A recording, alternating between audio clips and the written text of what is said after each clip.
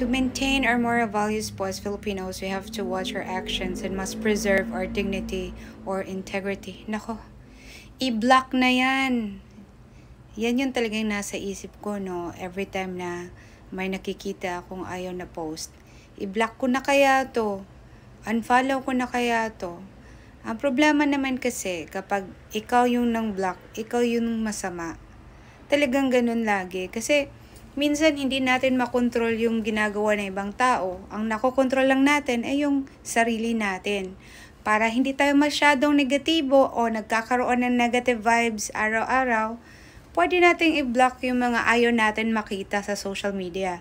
Di ba nga, we should choose something that's good for our mental health. Kaya lang, ang nakakasakit sa loob yung mga ayaw mong makita na post, yung mga sa kakilala mo, galing sa kaibigan mo, kababata mo, kamag-anak mo, o di kaya pamilya mo. Paano mo i-block? Diba ang hirap? Yan yung challenge ng social media ngayon. Kaya, totoo, we have to preserve our dignity and integrity. Since you can control your own actions, ikaw talaga ang magdedesisyon sa buhay mo kung ano ang gusto mong makita ng mga future kids o na mga kababayan natin sa social media mo.